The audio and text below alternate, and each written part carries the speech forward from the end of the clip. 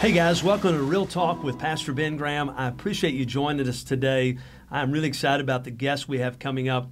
I'm thinking about Scripture. One of my verses, I always kind of called it my life verse. There's so many wonderful Scriptures, but one that I really held on to is Proverbs 3, 5, and 6. Trust in the Lord with all your heart. Lean not to your own understanding. In all your ways, if you'll acknowledge Him, He will direct your paths. And I think it's an important principle, important Scripture to live by, to let God guide and direct every step. All of us make plans. We all have specific things we want to do. When I was a kid, man, I had all kinds of plans. When I was real little, I wanted to be a cowboy like Roy Rogers and John Wayne. That was my goal. I remember as a 4-year-old, 5-year-old sitting on the arm of the couch and riding my pretend horse, and that's what I wanted to do. I wanted to ride out west. I got a little older. I wanted to be a police officer. Then I got a little bit older. Man, I love sports. I wanted to play in the NBA.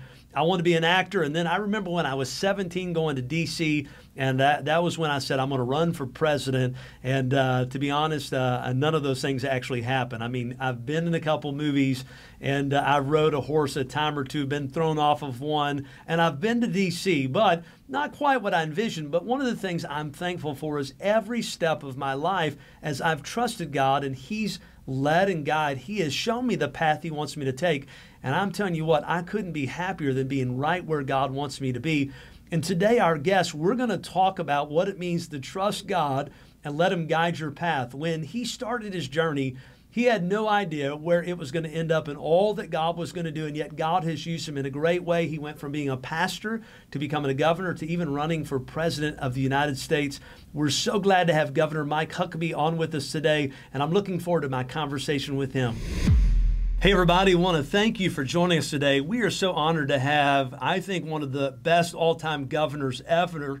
Partly I can say that because he was my governor, and I lived in Arkansas when he became governor, and we appreciate everything he does, a Christian, a patriot, and not only a man of God, but just a good family man. And I want to welcome Governor Huckabee today. Thank you so much for being with us today. Well, it's a pleasure, Ben. Great to be with you. And hey, you survived living in Arkansas during my tenure as governor. So that says a lot about your resiliency. Well, to be honest, you were governor from 96 to, I think, 2007. We moved in 2001, but only because I became a pastor. I became a senior pastor. I wouldn't have left the state, and we kept up with that. My parents stayed there the whole time. And to be honest, I mean, if we're going to be truthful, anybody over Clinton was a step up. But I won't argue that. I think that's great. I was a part of the wave of transition when Arkansas started going from almost exclusively Democrat to what's now become not exclusively Republican, but dominant Republican in the legislature and among elected officials. It's a very different day than it was when I first got into politics back in 91, 92. Well, it's amazing because even in Tennessee, and I know you're in Tennessee a lot where I'm at, it's that way. I mean, you know, back in the day, it was all Democrat, and it's changed. But I also think that the Democrats of 30 years ago are not the Democrats of today. So that's probably a big part of it. But well, there's no doubt. I mean, there was a time when Democrats were strong on the Second Amendment. They were strong on Israel. Democrats, many of them were pro-life and unapologetically so. They were strong for national defense. If you go back to the time of John Kennedy, who couldn't be a Democrat today because John F. Kennedy was pro-life. He was for low taxes. He was anti-communist, strong defense. You just look at some of the really remarkable people in the Democrat Party over many decades, and they would not recognize the party that this has become, that believes that you can kill a baby right up until the moment of its birth, that you ought to have open borders, that we really should distance ourselves from Israel, make deals with the Iranians. You start looking at even some of the cultural issues that we're facing. Democrats who believe that a little boy can wake up one day and imagine that he'd like to be a little girl, and his parents are supposed to dress him in a dress and send him to the girls' restroom, and that a fully grown man should be able, without question, to go into a girl's locker room and undress in front of women and insist that women are comfortable undressing in front of him, ignoring their modesty and their sense of privacy.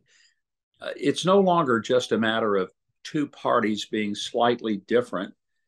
It's a matter now of there being a vast difference between the underlying philosophies of conservatives and what some would call themselves to be progressives. But I don't see any progress in what they're presenting, because when you take away biblical definitions of sexuality and marriage, and you start creating a world in which we live as it were in the time of Judges, where everyone did what was right in his own eyes, that's a dangerous direction. And that's where we're headed, and that's where we are. Are you searching for financial wisdom rooted in timeless principles? Then look no further. Kirk Elliott Financial Wealth Advisor Firm is the best blend of biblical insights with expert financial guidance to navigate the stormy waters of an economic uncertainty. Kirk Elliott, renowned for his financial acumen, is your trusted guide through these turbulent times. With years of experience and a passion for biblical principles, Kirk brings clarity and purpose to every financial decision.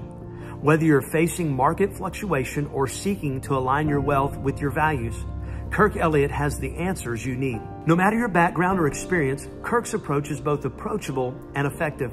He'll help you understand how to protect your assets and make wise investments while staying true to your beliefs.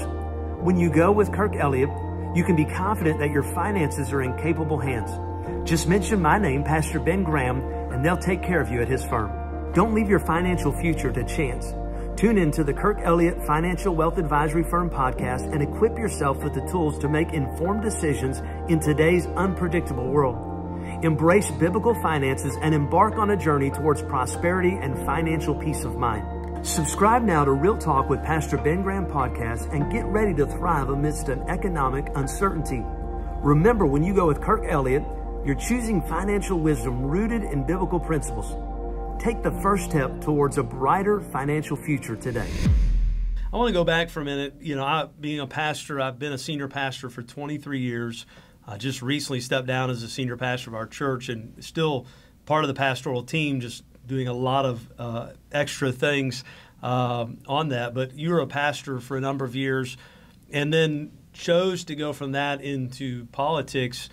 And I've kind of briefly talked to you about this before, but what was that transition like? And, was that something that was viewed as positive from the people in the church, from the people without? I mean, what kind of reaction did you get? Because nowadays, so many people say as preachers, you just can't be involved.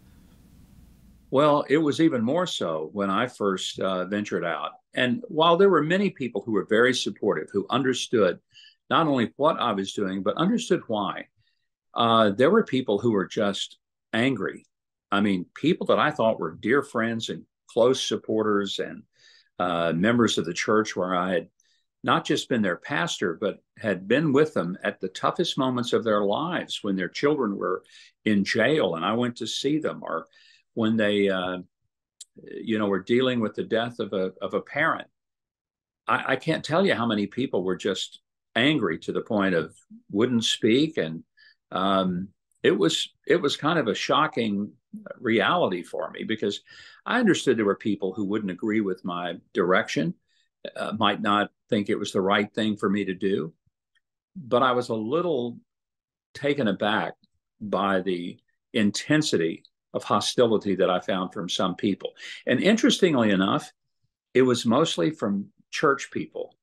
People outside the church, secular people, didn't seem to have near the problem with it as people in the church. And part of what I would hear would be things like, well, politics is dirty and you shouldn't get in it. To which I would say, dishes are dirty, but somebody has to wash them because everybody wants to eat from a clean plate. But if we want to eat from a clean plate, somebody's got to do dishes. So who's going to do that? And if you don't like the values that are being impacted on your life and that of your family because of political decisions and legislation, don't you want someone who might carry what you believe to the Capitol and try to be a defender of biblical truth rather than simply an observer of a secular world gone crazy? So for me, it was never, I remember hearing a lot, oh, I'm so sorry you quit the ministry. That was one I would hear. And I would say, I haven't quit the ministry. The ministry is not getting a paycheck from a church or the mission field or a denomination.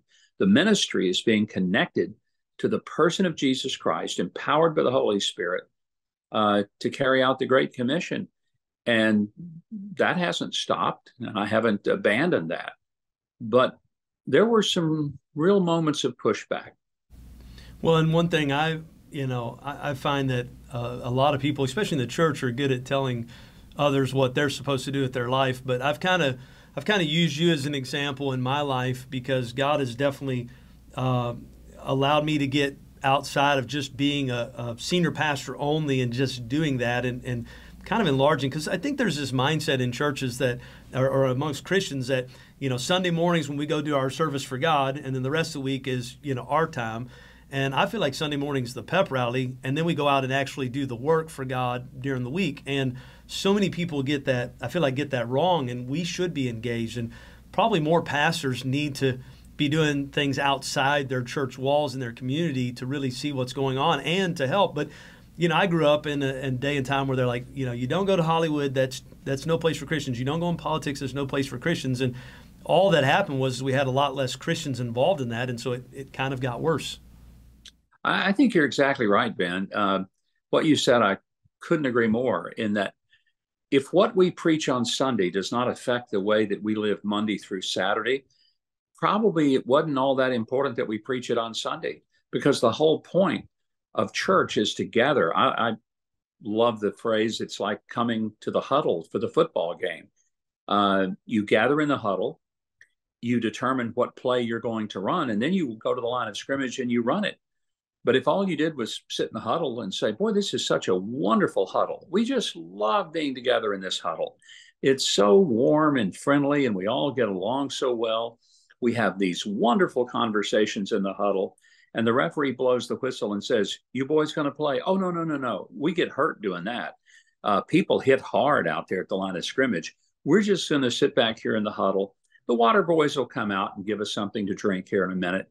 But we enjoy the huddle way too much to go up there and get our heads smashed. I mean, how silly is that? Well, obviously, football would be pretty boring if both teams just stayed in their huddles. I think the faith that we have as believers is one that only causes us to come to church so that we learn, we are developed, we're encouraged, we're edified, we're educated. But then the whole point of that is to take it to the world and to be that mission force. I still don't understand those who think that, well, the time for me to be a good Christian is at church. Ben, I look at it this way. Jesus said, you're the light of the world.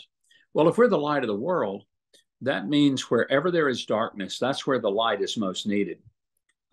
If I took a flashlight and shined it in a very well-lit room, it has really no impact because it's not needed. There's already light. But if I go into a very dark place where there is no light and it's pitch dark, even a tiny flashlight will make a difference. So what I've come to understand is that if we as believers see darkness in the world, that's where we need to be with the light. If we see things that are spoiling and putrefying, Jesus said we're the salt of the earth. Well, the salt was the preservative.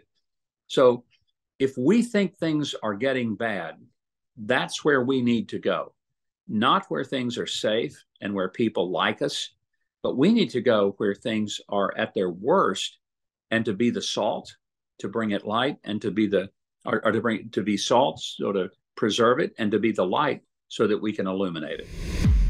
Hey guys, I want to thank our sponsor, Cardio Miracle. Listen, if you're looking for a product that can help your health, helps your heart, it helps your blood flow, it helps people, it's been proven to help people with PTSD, and on I could go. If you're looking for a product that can really change the narrative of your health, I want to encourage you to go to the link below at Cardio Miracle. Click on this link. You can find all kinds of information about it. It will change your life.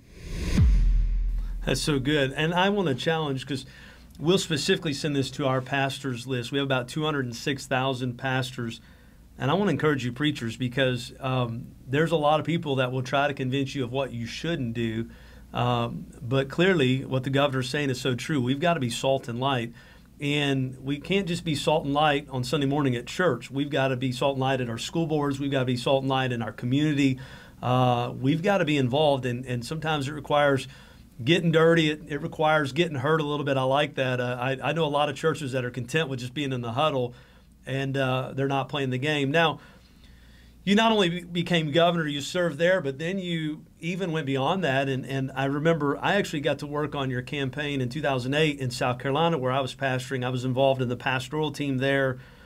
In 2012, you considered running, and I was on a call with you. And one of the things was it was a struggle because I know the GOP platform was not really supporting, and that was I think something that you were considering if you were going to run. And then in 2016, you ran again. And I had a conversation when you came and spoke for an event for us. We talked about it, and I had a conversation with Eric Trump, who I've become pretty close with. And you guys both told me the same story, but a little bit different perspective. When you were in the primary debate, and they asked you a question about Trump, and you said something to the effect of, well, anybody can raise kids that turn out like he did must be doing something right. I think that was, the statement. And Eric said in that moment, he said, I couldn't believe Governor Huckabee said that. He said, because it was not something that you say to help your cause out. He's like, but he said it, and he said, I had so much respect for him. And you had told me later, you said, I just spoke the truth. And you went through all that aspect, and running for president is not easy. You went through all that. And then when it was all said and done, and, Trump is a unique character, I'll say it like that. 2016 primaries it was unique. He ends up winning. And then, of course, you ended up, I know, getting involved in a lot of work with him. Your daughter, of course, worked for his administration. But in all of that aspect of running, what are some of the things that you learned, not only about running for president, but learned about our country, maybe good and bad, as people are pursuing, should I get involved politically? And I know that's at the top level, but what's some of the things you learned about that in that experience? Ben, one of the things I learned was how much this country still matters. I realize there are many great people in this country. These are not people that make the headlines, or they're never going to be the lead story in the 6 o'clock news. These are just hard-working, good, honest people who love God, love their families, love their community, love their country. And they go to work every day. They earn an honest paycheck. They pay their bills on time. They set aside money so their kids can go to camp in the summer and college someday. There's a whole lot more of America like that than there is in an America where people hate this country, speak of it poorly, talk about it as if it's an evil place. And so one of the things that happened for me in all levels of politics was that I really was renewed in my sense of optimism about America. Not its leadership all the time, but about the rank and file of its people. The biggest challenge that I discovered was that this is a brutal business. I tell people, if you can't stand the sight of your own blood, don't ever run for anything. This is a full contact sport. It's played without pads, and you're going to get hurt. So if somehow that is just appalling to you, I would say, maybe find another way to serve your country and community. And there are lots of other ways to do it. Having said that, I think every Christian should be an engaged citizen. That doesn't mean that every person, that every pastor, for example, ought to run for public office. But we shouldn't say that no pastor should run for public office. I wish we had more who would run for the school board and city council and the state legislature, where they wouldn't have to give up their pulpits. It wouldn't be a full-time job, but they would take their influence, they would take their experience and their wisdom. And one of the reasons that I say that is because while there are those who would say to me, well, why is a pastor running for office? I mean, what do you know? And it was really insulting, as if to say, you live in this tiny little world over there and you don't know what's going on. Here's my response to that. No one in your community has a better understanding of the social pathologies that are infecting our culture than the pastors do. And here's why. Because the pastor is the only person in the community who can put a name and a face to every one of those social pathologies, whether it's hunger, homelessness, drug addiction, alcoholism, domestic violence, teen pregnancy, people struggling with their sexual identity. You know who has talked to those people, counseled them, nurtured them, tried to help them biblically? The pastor. So that pastor can put a name and a face to everything that's going on in our culture. And I don't know of any other profession where that can be said. So I came to the realization, one of the reasons that I got involved and that I encourage others to as well, is because understanding the root cause of some of these issues gives you a better perspective on how to help legislate in relationship to them and relate to the people who are truly hurting. So I've never had to apologize. Well, gee, I'm not very smart in the world because I was a pastor. I'd find myself often saying, you're talking about poverty. You don't have a clue why people are in poverty, how they're there, and what it takes to get out of it. And I constantly discovered through the course of my time in politics that some of the things that I saw just in observing human nature were critically important in trying to craft solutions to the issues that I was confronted with as a governor. Hey guys, I want to thank one of our sponsors, Old US Outdoor. Now listen, it's extra special to me because it is my oldest son Jordan's company. A couple years ago, Jordan was serving in the military, and as you know, the whole pandemic came along and there was a lot of debate about whether or not to get the jab, not get the jab, and all that. Some of you may have got it, maybe you didn't. I don't really care, that's up to you. But my oldest son came to me and said, Dad, I am not going to get it. And they had several who got it early on in their unit that it did not go well for them. And it put a lot of fear in a lot of these young men. And Jordan started researching it, and he just decided he wasn't going to. As a result, he was kicked out of the military. It was a long process of everything that happened. There was a lot of mistreatment, but God can take something that is ultimately seems bad and turn it out for good. And that's what happened with Jordan. Jordan decided when he got kicked out, he was going to just do something that he had never done before, and that was launch a company, and he did, called Old US Outdoor. You can go to oldusoutdoor.com. You can buy his latest apparel. He's got great hats, shirts, and all kinds of stuff on there. It is done extremely well. God has blessed them, and it's growing, and he and his wife are doing a great job running it. So I want to thank them for being a sponsor. I want to encourage you to go to oldusoutdoor.com, get your gear, and I know you'll be proud to wear it and support our great nation. Thank you. Well, one of the things as we have started pastors groups and gotten out and spoke with pastors about involvement, I tell them, if you don't know the leadership in your community until there's a problem, that's a problem. You should know who your school board members are, on and on I could go. We're blessed.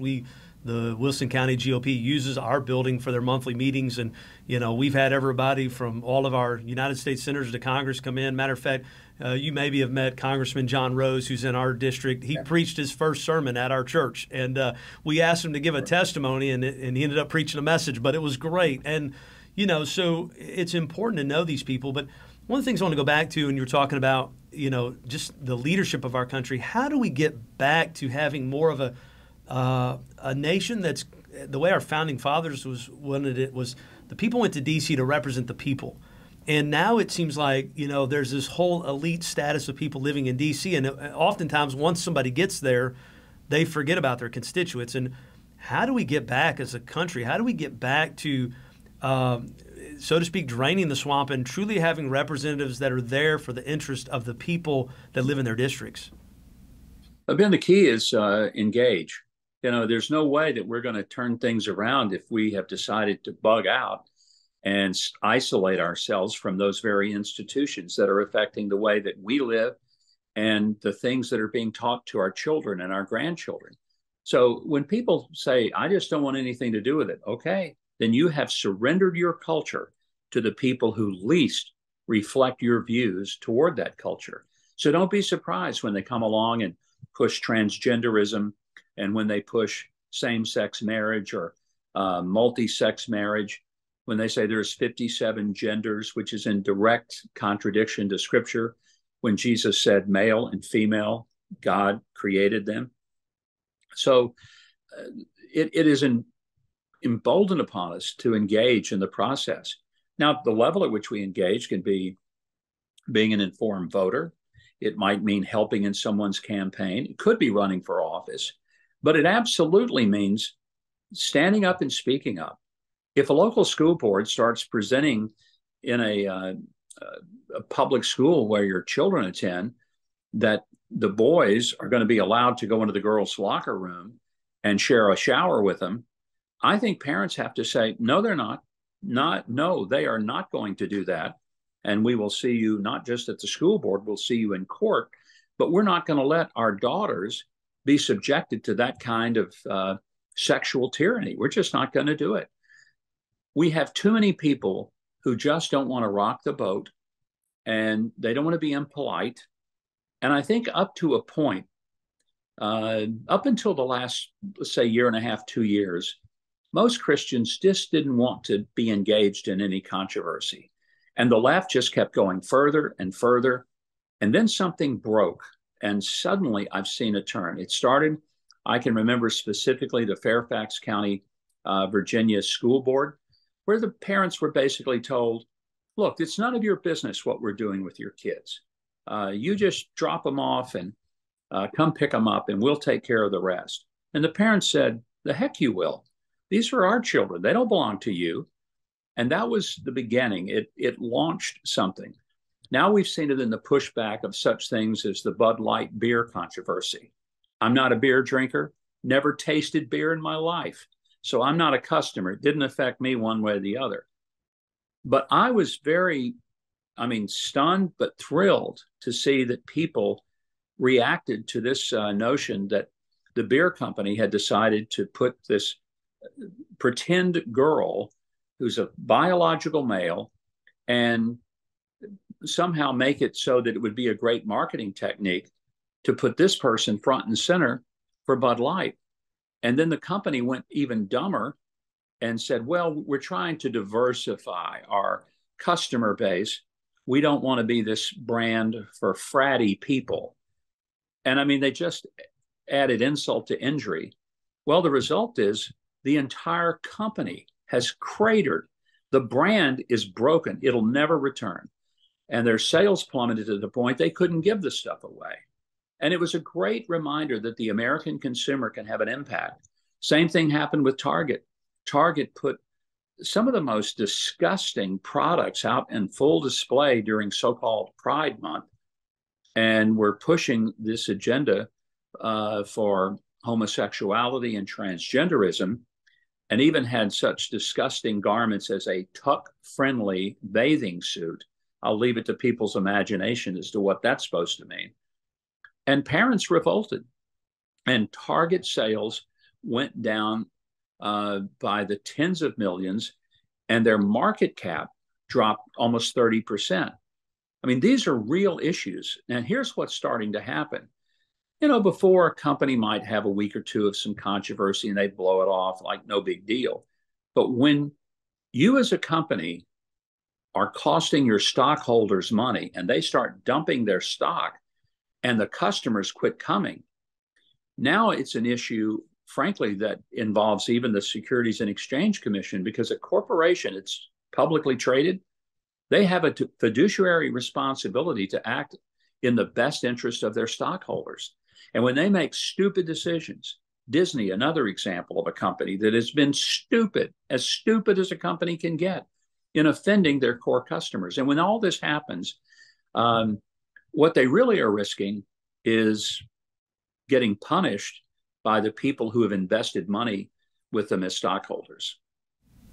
Yeah, so true. And, I went a couple weeks ago to the school board and spoke to them because they're actually trying to put, these books in the libraries. And one particular book that they were bringing up before the school board that night showed an older man raping a younger woman, showed one girl having a gun put in her mouth and talking about bondage sex and all kinds of other just vile nudity. I mean, stuff that I'd be surprised if they were in your in your pornography books 20 years ago. I mean, it was unbelievable the kind of stuff that was in this that they're putting on our kids. And even one lady got up that night and said, hey, these public school librarians, they're experts and, they know what's best for the kids. And I'm thinking, when did they get their degree in psychology? And so I got up and spoke as a pastor. And when I got done, I was told that by a group that was there. They've not. I'm the first pastor that's ever come and spoke on behalf of any kind of school issue like this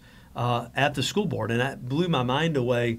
And honestly, it was convicting for me. I was like, I got to be more vocal at these, and pastors need to get more engaged because this is affecting our kids. Now, my kids, I have two still left at home. We homeschool them. They're in a homeschool tutorial, so it doesn't directly affect my children in that way. But I have kids in our church that are there, and they're subject to this. Our kids are being assaulted, but I want to go to this for a minute. Speaking of being assaulted, have you ever seen someone as attacked as much as President Trump? And why is it that the Washington elite hates him so much? Guys, I want to tell you about a really cool event happening in Lebanon, Tennessee on September the 16th, the Red Letter Award Show. This was an award show that's been out in California for a number of years. They honor artists, actors, actresses, all kinds of people in the entertainment world who are willing to put their faith into action. And it's a great event, a lot of great people attending. And this year, I'm going to be hosting the event, and I'm so excited about that. And I'd love for you to join us at the Red Letter Award Show on September the 16th. You can get your ticket by going to theredletteraward.com and come and join us. It's going to be a great night. We're going to have a lot of fun, going to be a lot of great people there, and I encourage you to come and hang out with us and celebrate these wonderful films and music and all kinds of great entertainment of people who are doing great things for the kingdom.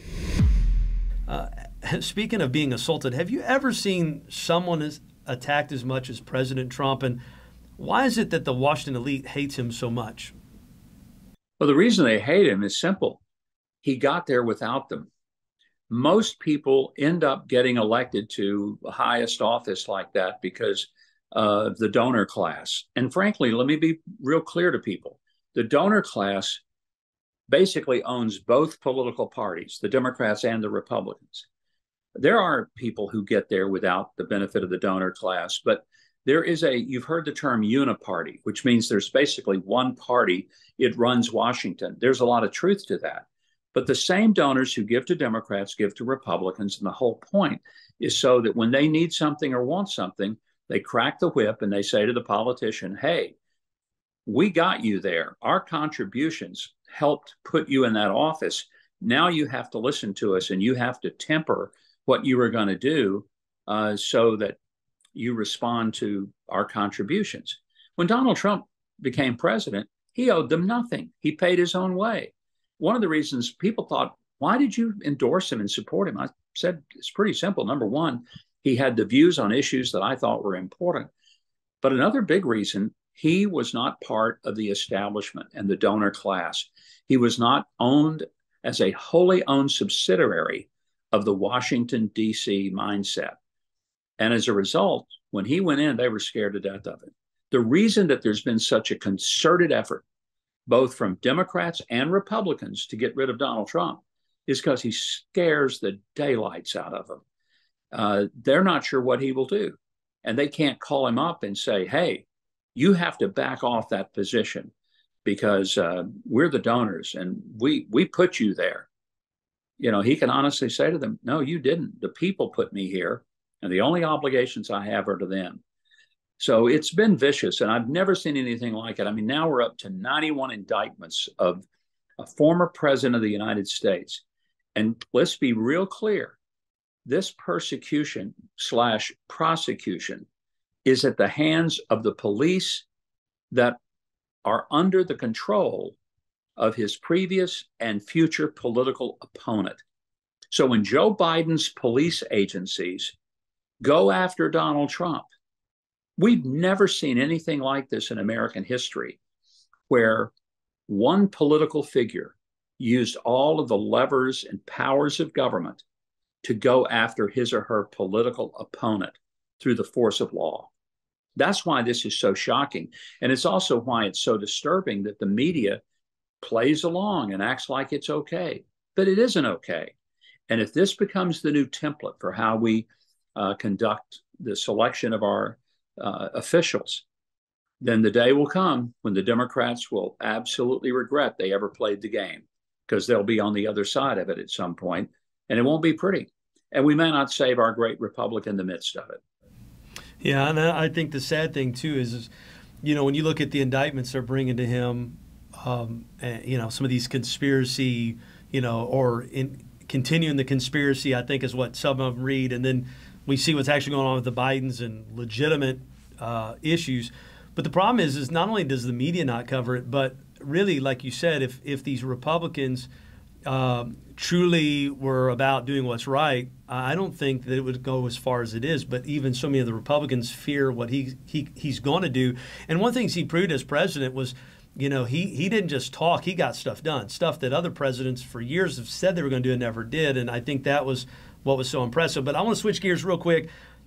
How proud are you as a dad to not only see your daughter just do the amazing job she did for the Trump administration, but then to become governor of the same state you were a governor in? I mean, and she's just been hitting it out of the park ever since she's got in there. But how proud are you as a dad to see your daughter follow in the footsteps? Well, I'm proud of all of my children, but she's the one that decided to go into a world that will put the spotlight on her and give her some notoriety. But I'm over the moon proud of her. And it's not so much that she got elected governor or worked in the White House. It's that she has maintained her biblical convictions and has been true to her faith through the whole process. Nothing thrills me more than that. Nothing would disappoint me more than if for some reason she compromised what is in her heart, a commitment to biblical truth. And that truly is what I'm most proud of. It is the first time in American history where a father and a daughter have both been governor of the same state. There have been a couple of father-son situations that have happened, but never a father-daughter.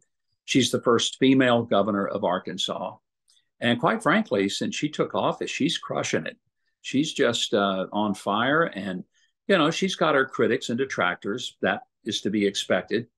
What makes it kind of unique for Sarah is that, unlike most people who, when they first get elected, they're a little shell-shocked by what they go through. They had no idea the hostility they would face. They really weren't prepared for the animosity.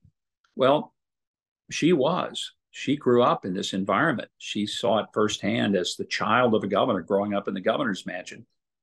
So when she took office, the opposition was exactly what she expected.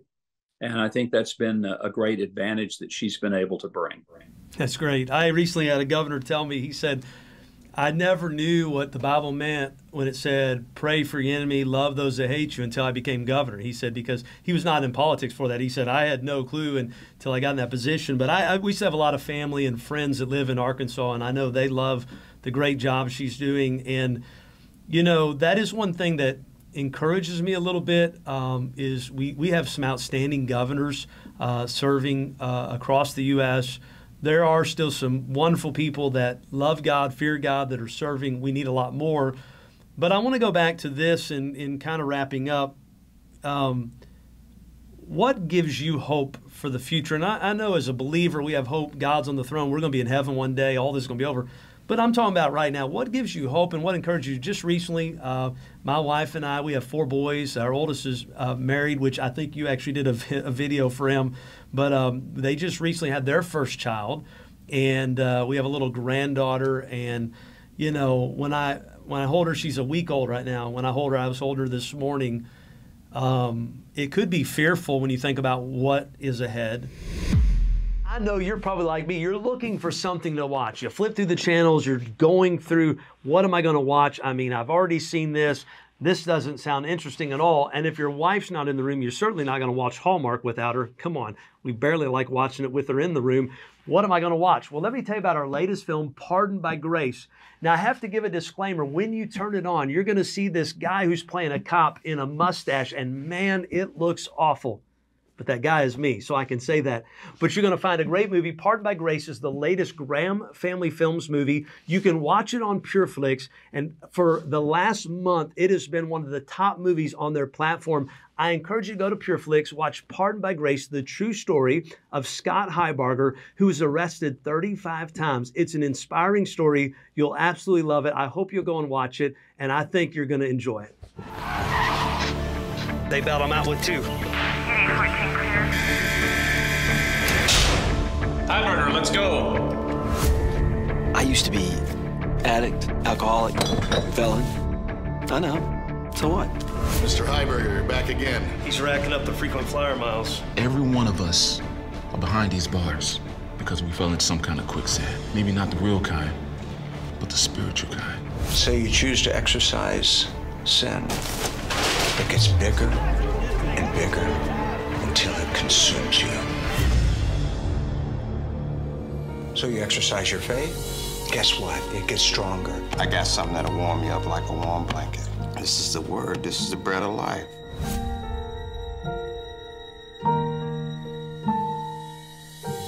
Hey, what's up? I'm Dave. I tell you, I sure wish some more guys in the joint could understand what Jesus did so that they too could be saved, you know? Like a prison ministry. We can minister to the prisoners? I sure hope so. God's got a plan, Scott. No rule of man can deny that purpose.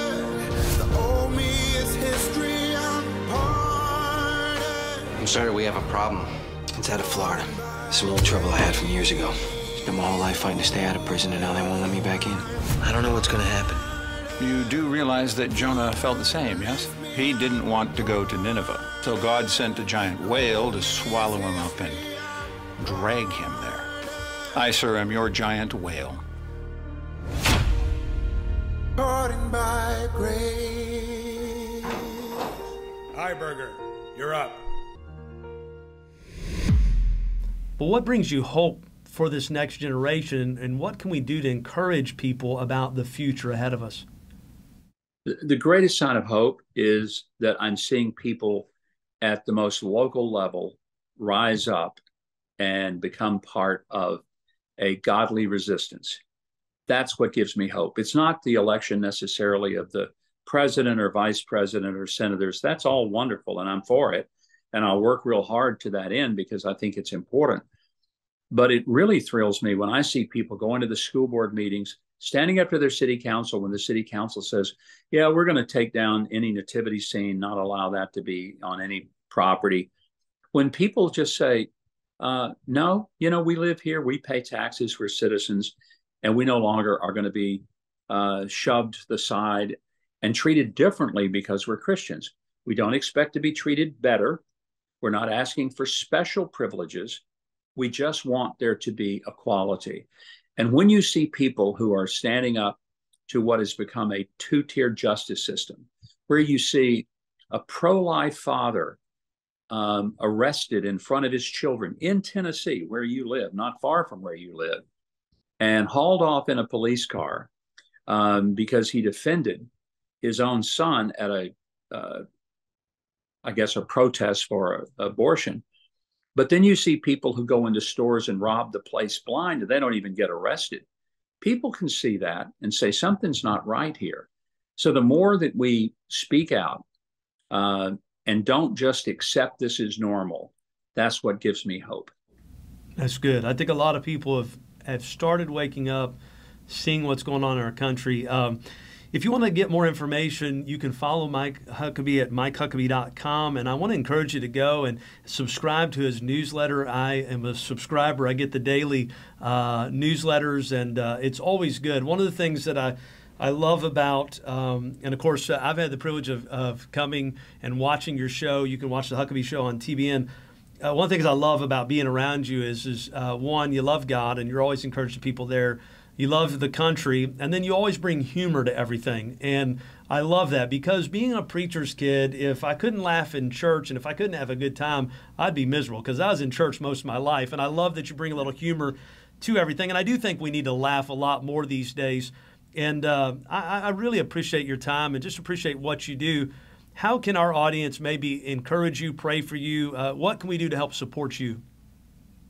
Well, Ben, I think just pray that God will give me courage and stability, wisdom, and perseverance. I want to end well. That's my goal. It's not that I said, oh, he was governor, he ran for president, he had talk shows. No, what I want to do is, at the end of my life, I want to hear my Creator say to me these 6 words: well done, good and faithful servant. So just pray that I'll be faithful to the task God's called me to, wherever that leads. And, I love that you mentioned the humor, because here's my philosophy. It's pretty simple. I think that we take ourselves too seriously and don't take God seriously enough. I think we ought to take God real seriously and don't take ourselves too seriously. That's a balance that helps us to have a sense of humor where we can laugh at ourselves and what we do and enjoy life. I shouldn't be an unhappy individual. I should not be a person without joy. I should be the happiest, most joy-filled person in the community, because ultimately, I know 100 years from now, the fact that somebody didn't like me just won't matter. Yeah, so good. And I've learned to have a sense of humor. My wife tells me all the time that she thinks I look better with a beard, and I think what she's saying is cover that face up. I think that's what she's saying. But so sometimes we just got to laugh at ourselves and say, Lord, you obviously have a sense of humor the way you created some of us. But thank you for being on today. And I do want to publicly say this, because I've had the privilege of being with you behind the scenes in public. And that is, I appreciate, as a preacher's kid, I'm a fifth generation preacher, raised around ministry. I met a lot of well-known people who were kind of jerks until maybe they found out, who my dad was or something. Then they were nice to me. And that always turned me off. And I have to be careful. But that PK inside of me, I'm a people inspector. And I appreciate that you're genuine. And you've always been very gracious, very nice. And I greatly appreciate that, because I think that's something else that we need today, is to restore just a sense of genuineness. There's so many people hit like a status, and then they think there's something higher, and all of us are nothing but sinners saved by the grace of God if we know Jesus is Lord and Savior. And I think that's so important to remember and to be approachable. So thank you for that, and thank you for what you're doing for our country, continuing to do, both in bringing humor and taking a stand for the Lord. Ben, thank you for the kind words, and thanks for having me in this conversation today. It's been a real pleasure to visit with you. Thank you. Are you searching for financial wisdom rooted in timeless principles? Then look no further. Kirk Elliott Financial Wealth Advisor Firm is the best blend of biblical insights with expert financial guidance to navigate the stormy waters of an economic uncertainty. Kirk Elliott, renowned for his financial acumen, is your trusted guide through these turbulent times. With years of experience and a passion for biblical principles, Kirk brings clarity and purpose to every financial decision. Whether you're facing market fluctuation or seeking to align your wealth with your values, Kirk Elliott has the answers you need. No matter your background or experience, Kirk's approach is both approachable and effective. He'll help you understand how to protect your assets and make wise investments while staying true to your beliefs. When you go with Kirk Elliott, you can be confident that your finances are in capable hands. Just mention my name, Pastor Ben Graham, and they'll take care of you at his firm. Don't leave your financial future to chance. Tune in to the Kirk Elliott Financial Wealth Advisory Firm podcast and equip yourself with the tools to make informed decisions in today's unpredictable world.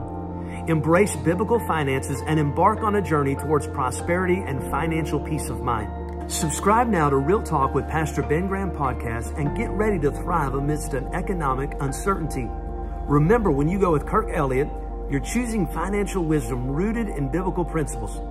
Take the first step towards a brighter financial future today. Well, guys, thank you so much for joining us today. Man, what a great conversation with Governor Huckabee.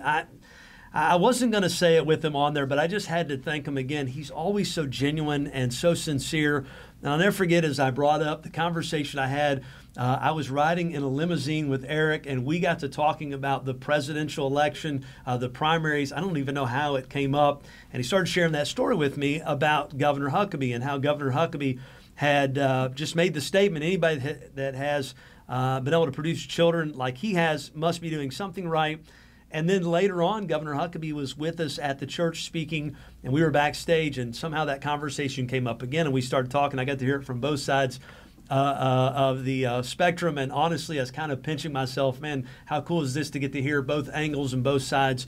And I greatly appreciate Governor Huckabee. He's just always been such a gracious person to me and my family, and I appreciate what he's doing. And I want to encourage you, because we talked about trusting God. We talked about letting him guide your paths, and sometimes we feel this tugging of God calling us to do something, but we think, man, I don't know if I can do that. I don't know that I'm equipped to do that. I don't know that I want to do that. And yet when God starts laying on our hearts something he wants us to do, you and I need to just be obedient. We need to say, all right, God, I'll do whatever it is you want me to do, because the fact of the matter is we're never going to be content. We're never going to be happy. And we're never going to have real peace in our life if we're not doing what God wants. I mean, if our goal as believers is to please God, we're not going to be happy unless we're pleasing him, and we can't please him unless we're doing what he's called us to do. And so God may have you do something as crazy as running for governor, and if he calls you to do that, do it. Now, if he doesn't call you, I wouldn't dare touch it.